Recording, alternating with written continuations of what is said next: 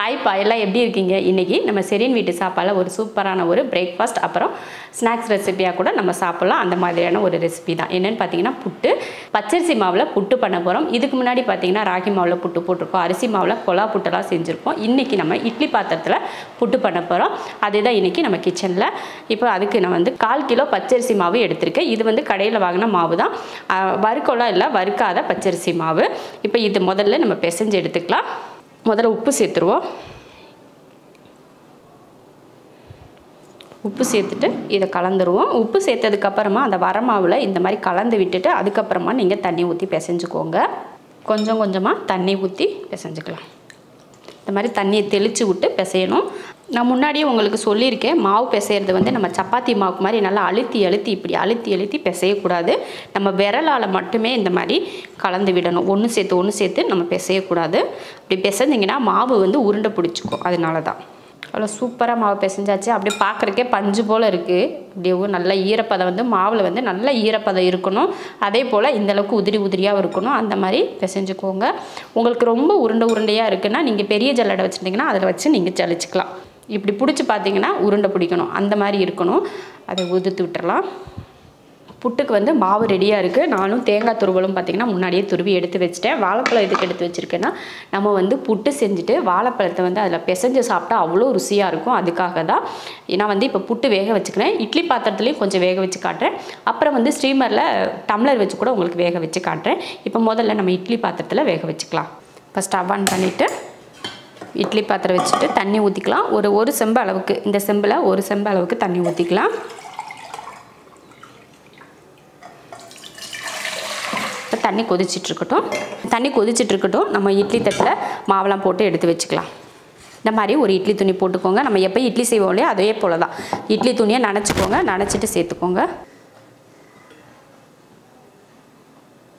அளவுக்கு அதிகமாகவும் மேலே போடாதீங்க. அப்படி போட்டாலும் என்ன ஆகுனா வேகிறதுக்கு கொஞ்சம் டைம் எடுக்கும். அதனால் சும்மா லைட்டாக ஒரு 2 கரண்டி 3 கரண்டி இந்த மாதிரி சேர்த்துக்கோங்க. இப்போ தண்ணி காஞ்சிட்ருக்கு. அது மேலே எடுத்து வச்சிடலாம். இப்போ லைட்டாக அந்த துணி கீழே தானே விழுகும். அதனால் இது மேலே இப்படி மூடி வச்சிட்டோம்னா ஈரம் விழுகாது. இப்போ மூடி வச்சிடலாம். இப்போ மூடி வச்சாச்சு. ஒரு 8 நிமிஷம் கிட்ட வேக வச்சா போதும். ஏன்னா நம்ம இட்லி பாத்திரத்தில் தானே வேக வச்சுருக்கோம். அதனால் சட்டுன்னு வெந்துடும். ஒரு 8 நிமிஷம் இல்லைனா ஒரு 10 நிமிஷம் வேகட்டும். அதுக்குள்ளேயும் நம்ம பார்த்திங்கன்னா இந்த மீதி மாவு இருக்குது பார்த்திங்களா, இதை நம்ம டீ குடிக்கிற டம்ளரில் ஸ்டீமரில் வச்சு வேக வச்சுக்கலாம்.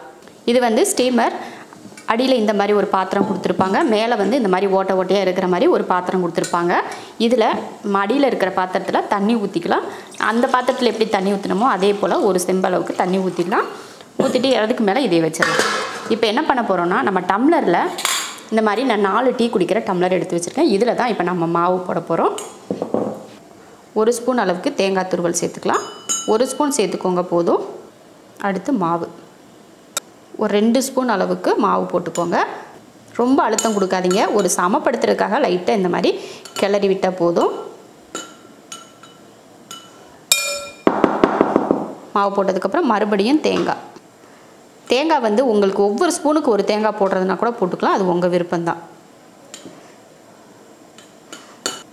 அவ்வளோ தேங்காய் போட்டதுக்கப்புறம் மாவு போட்டுக்கலாம்.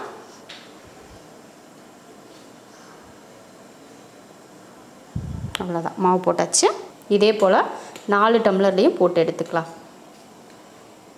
அதே போல் மீதி இருக்கிற டம்ளர்லேயும் நம்ம போட்டுக்கலாம். தேங்காய் துருவல் உங்களுக்கு எவ்வளோ சேர்க்கணுன்னு விருப்பமோ அந்த அளவுக்கு நீங்கள் சேர்த்துக்கோங்க. அது டேஸ்ட் உங்களுக்கு நல்லாயிருக்கும். ரொம்ப ஈஸி. இட்லி பாத்திரமும் இல்லை அப்படின்னு நினைக்கிறவங்களுக்கு இந்த மாதிரி டம்ளர் கண்டிப்பாக எல்லார் வீட்லேயுமே இருக்கும். தனியாக தங்கியிருக்க பசங்க கூட டம்ளர்லாம் கண்டிப்பாக வச்சிட்ருப்பாங்க. அவங்க கூட இந்த மாதிரி செய்யலாம். அவ்வளோ ஈஸியான ஒரு புட்டு ரெசிபி இது. இது அரிசி மாவில் மட்டும் இல்லை, கோதுமை மாவுலேயும் பண்ணலாம், ராகி மாவுலேயும் பண்ணலாம். 2லேயுமே பண்ணலாம். உங்கள் விருப்பம்தான். டேஸ்ட்டை பொறுத்து உங்களுக்கு எது வேணாலும் நீங்கள் செஞ்சுக்கோங்க. மாவு 3 டம்ளர் போட்டு இந்த டம்ளருக்கு கொஞ்சம் மாவு பத்தலை, ஒரு 2 ஸ்பூன் அளவுக்கு மாவு பத்தலை. அதனால் இது ஒரு 1/2 டம்ளராகவே வச்சுட்டேன். இப்போ இதை நம்ம ஸ்டீமரில் எடுத்து வச்சிடலாம்.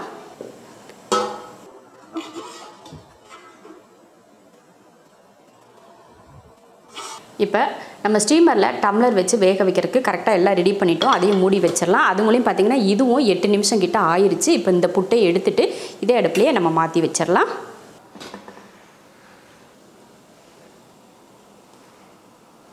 புட்டை எடுத்து இந்த மாதிரி நீங்கள் பண்ணுங்கள். உருண்டை திரண்டு வந்துச்சுன்னா நல்லா வெந்திருக்குன்னு அர்த்தம். இப்போ இதை இறக்கி வச்சிடலாம். இப்போ இந்த புட்டு வேகட்டும், ஒரு 12 நிமிஷம் வேகட்டும். அதுக்கப்புறமா நம்ம எடுத்து பார்த்துக்கலாம். அதுக்குள்ளேயும் அது எப்படி இருக்குன்னு சொல்லி எடுத்து வெந்திருக்கதை நம்ம தட்டிலெல்லாம் போட்டு காட்டுறேன் உங்களுக்கு. இந்த பக்கம் போட்டிங்கன்னா நல்லா காஞ்சிட்ருக்கும், அதனால் மாவு வந்து ரொம்ப ஒட்டியிருக்கும். அதனால் நம்ம கையில் தண்ணியை தொட்டுட்டு இந்த மாதிரி அந்த துணியில் தடவி விடுங்க. ரொம்ப தண்ணி ஊற்றிடக்கூடாது. நம்ம கையில் இருக்க ஈரப்பதத்தை அந்த துணியில் ஈரப்படுத்தணும். அந்த மாதிரி படுத்துங்க, ரொம்ப தண்ணியெலாம் தொட்டுறக்கூடாது. அவ்வளோதான். இந்த மாதிரி எடுத்திங்கன்னா சூப்பராக வந்துடும் ஒட்டாமல். அவ்வளவுதான் பாருங்கள், புட்டு சூப்பராக ரெடி ஆயிடுச்சு. புட்டு ரெடி ஆயிடுச்சு. இதுக்குள்ளே மொத்தமாகவே நம்ம அங்கே தேங்காய் துருவலோ இல்லை சர்க்கரையோ எதுவும் சேர்க்கக்கூடாது.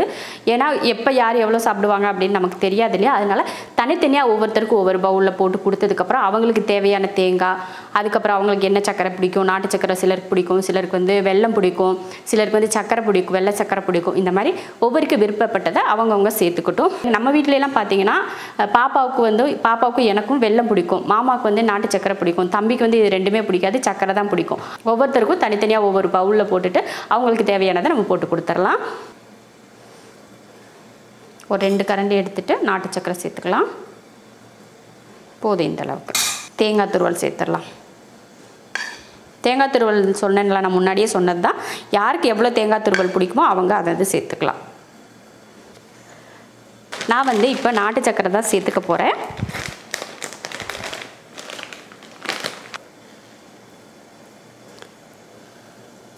நாட்டு சக்கரை பாருங்கள் சூப்பராக நல்ல மணமாக இருக்குது. கலர்லேயே நம்ம ஒரு நாட்டு சக்கரையை பார்க்குறதுல அந்த கலர்லேயே தெரியும் இது ஒரிஜினலாக இல்லை இதில் கலப்படை எதுவும் இருக்கான்னு சொல்லிட்டு. இந்த டார்க் கலரில் இருந்தாலே அது நல்ல ஒரிஜினலான ஒரு நாட்டு சக்கரை.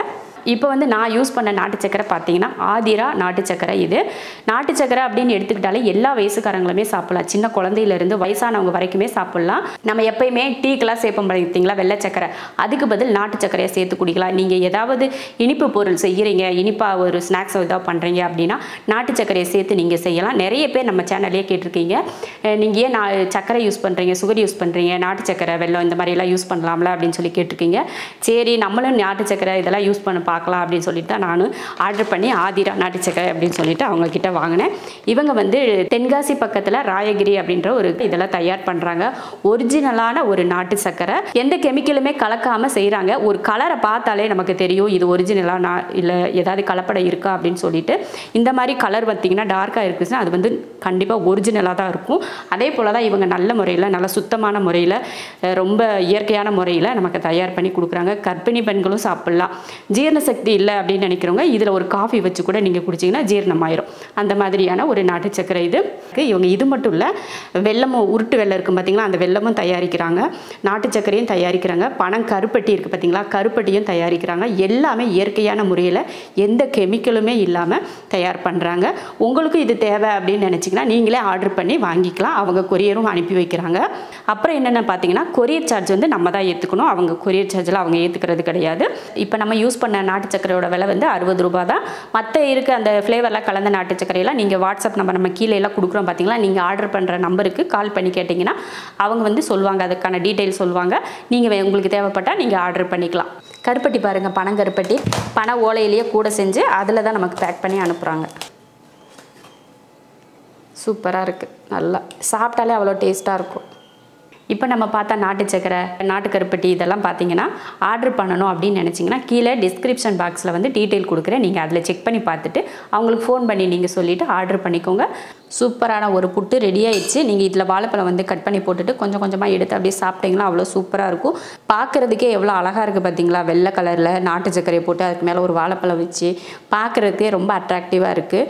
அதே போல் நம்ம வீட்டில் எல்லாருக்கும் செஞ்சு கொடுத்தாலுமே அவ்வளோ அழகாக இருக்குது சொல்லிவிட்டு அதுக்குன்னே சாப்பிடுவாங்க. இது கூட வாழைப்பழம் ஒன்று வச்சுட்டு நீங்கள் சாப்பிட்டிங்கன்னா வயிறு ஃபுல்லாகிடும். ஒரு கப்பு புட்டு சாப்பிட்டாலே போதும், வயிறு சூப்பராக ஃபுல்லாகிடும். அதே போல் இதை பிரேக்ஃபாஸ்ட்டுக்கும் நீங்கள் சாப்பிட்லாம். ஈவினிங் டைமில் ஸ்நாக்ஸாகவும் குழந்தைங்களுக்கும் சரி பெரியவங்களுக்கும் சரி கொடுக்கலாம். ரெண்டுக்குமே ரொம்ப யூஸ்ஃபுல்லாக இருக்கும். நீங்களும் இது போல் புட்டு செஞ்சு பாருங்கள், கண்டிப்பாக ரொம்ப ரொம்ப நல்லாயிருக்கும். உங்களுக்கு விருப்பப்பட்ட நாட்டு சக்கரையோ இல்லை சர்க்கரையோ வெல்லமோ கருப்பட்டியோ எது வேணாலும் நீங்கள் சேர்த்துட்டு நீங்கள் சாப்பிட்டுக்கலாம். இப்போ அடுத்து வந்து இது ரெடி ஆகிடுச்சு. இதை எடுத்து உங்களுக்கு காட்டிடுறேன் இது எப்படி இருக்குன்னு சொல்லிட்டு. அப்போ தான் உங்களுக்கே ஒரு தோணும், இந்த மாதிரி டம்ளரில் வச்சா ரொம்ப அழகாக இருக்கே அப்படின்னு சொல்லிட்டு உங்களுக்கு தோணும் இல்லையா. அதனால் இதை எடுத்து ஒரு டைம் உங்கள்கிட்ட காட்டிடுறேன். இதை எடுத்து வச்சிடலாம். இப்போ எடுத்துடலாம்.